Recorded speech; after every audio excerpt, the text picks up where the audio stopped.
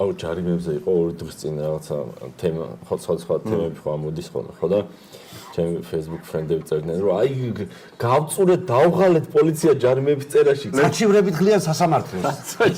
სასამართლო. აი მართლა თქვენ დეგენერატები, ვისაც ეს მართალი გგონიათ. იმაში ჩვენ სასამართლოში მე ჯერო მე ვმუშაობდი ისე რომ წამოვედი რა სასამართლო პრაქტიკიდან. მქონდა საქმეები, რომელიც 7 წლის წინ დაიწყო. 7 წლის საქმე მიმდინარეობდა და ეს მქონდა 5 წლიანი, 3 წლიანი საქმე არის ჩვეულებრივი.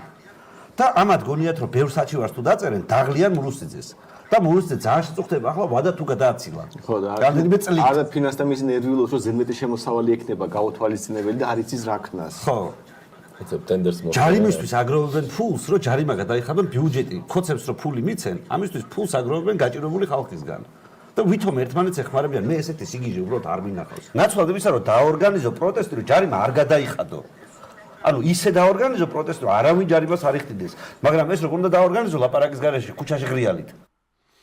ვიდეოს დასაწყისშივე იგრძნობა რაღაც გარკვეული განწყობა თითქოს რეჟიმმა რომ დრაკონული ჯარიმები დაგვიწესა მხოლოდ იმიზნით რომ ადამიანებს შეეშინდეს და ნაკლები ადამიანი მივიდეს აქციაზე ამაზე სწორი პასუხი ყოფილა რომ ჯარიმები შეგვეშინდეს და ნაკლებმა ადამიანმა მიიღოს აქციებში მონაწილეობა ანუ რეჟიმმა ქუჩის გადაკეტვისთვის ჯარიმები 10-ჯერ იმისთვის გაზარდა რომ შეგვეშინდეს და ამაზე სწორი პასუხი ყოფილა რომ შეგვეშინდეს გასაგებია რაც შეეხება ჯარიმების გასაჩივრების მიზანი ის კი არ არის რომ სასამართლო გადავტვირთოთ. მიზანი იმაშია, რასაც იაგო თავად აღწერს ვიდეოში. ქართული მართლმსაჯულება, ქართველი მოსამართლე დღეის მდგომარეობითაც უკვე იმდენად გადატვირთულია, რომ თითქმის ვერცერთი მოსამართლე ვერ ახერხებს მასზე დაწერილი საქმეების განხილვას ერთი საანგარიშო წლის განმავლობაში და შესაბამისად ეს საქმეები მომდევნო წელს ემატება. შედეგად საქართველოს მოქალაქეები ხშირად უმარტივე საქმეებზე ჯერ წლობით ელოდებიან სასამართლო განხილვას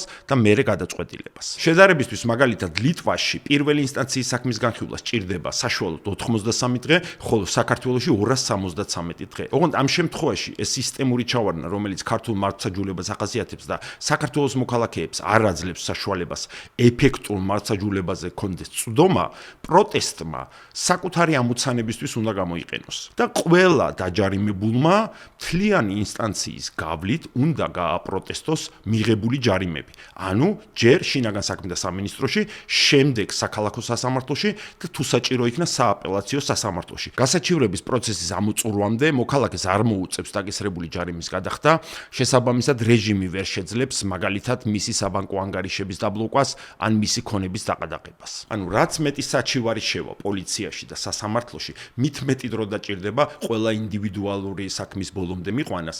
შესაბამისად პროტესტის მონაწილეებს ეს დრაკონული ჯარიმები ყისიერ ფინანსურ ჯოჯოხეთად არ დააწვევ.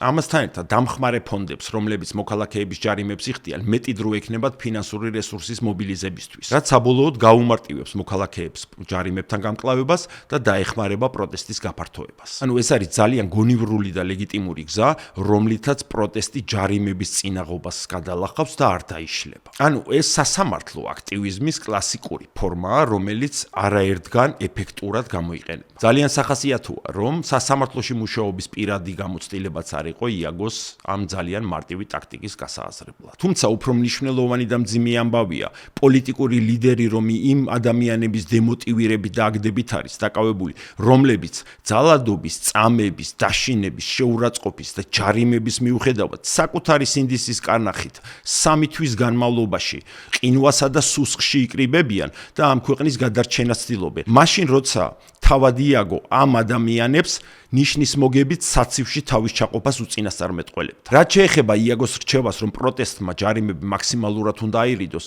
ეს ლეგიტიმური რჩევა იქნებოდა მაშინ, თუ რეჟიმის ამოცანა ჯარიმების დაწესება და მისი ამოღება იქნებოდა.